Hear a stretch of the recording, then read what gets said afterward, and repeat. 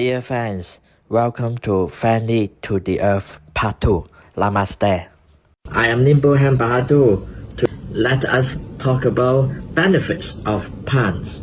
Many of the plants on Earth are important for medical use. For example, a kind of periwinkle plant is responsible for two of the most powerful drugs doctors use to treat cancer patients. From eucalyptus trees, we get an inhalant medicine for asthma sufferers, and antiseptic found in cut symp. About 40% of all prescription medicines are made from parts of different plant species, but scientists have only researched 5% of all known plant species. If a plant is lost forever, a medicine which might someday cure a serious disease is also lost. There are an estimated 80,000 edible plants in the world. However, 90% of our food comes from only 20 plant species, such as corn, rice, and wheat. What happens if these plant species become diseased or affected by changes in climate?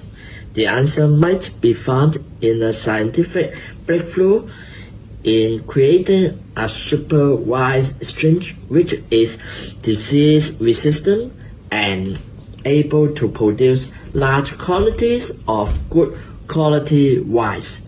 Another solution might be found in a stronger wild relatives of rice plant, but this would depend on how much we look after the ecosystems of wild plants in general.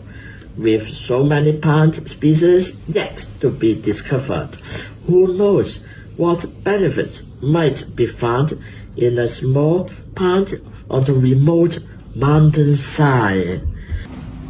Let us talk about ozone.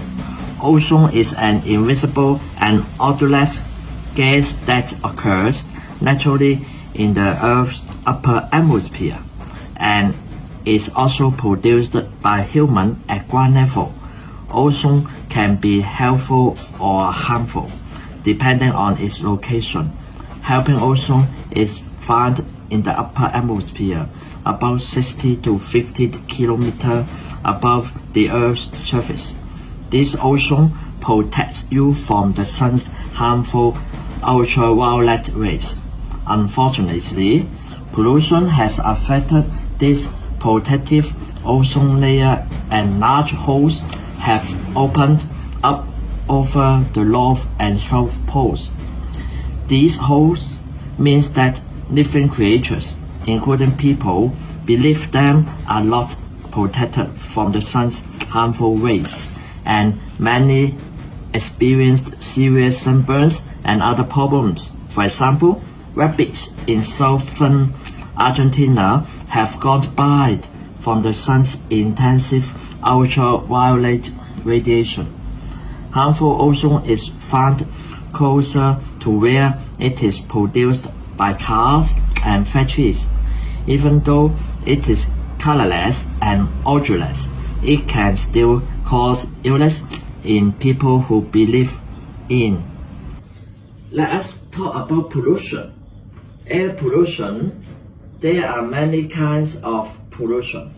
When we talk about pollution, you probably think about smoke, a new word made up from the words smoke and fog. Smoke is air pollution that you can see, smell, and even feel. You probably find that after a long walk in a busy downtown area, your clothes and face can feel slightly dirty. Noise pollution. However, there are many other kinds of pollution that we experience with our other senses. we experience noise pollution when loud and continuous noises stop us from relaxing, sleeping, or working. Such sounds may also hurt our sense of hearing. Visual pollution.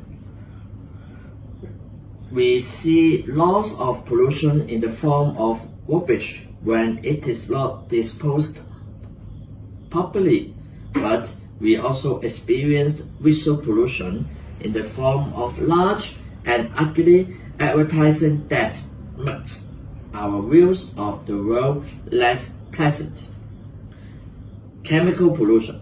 This type of pollution works its way into the food chain, and we often end up eating and drinking poisons used on farms or in veggies. A few important pollution concerns are drinking water, acid rain, and ozone. Be friendly to our Mother Earth.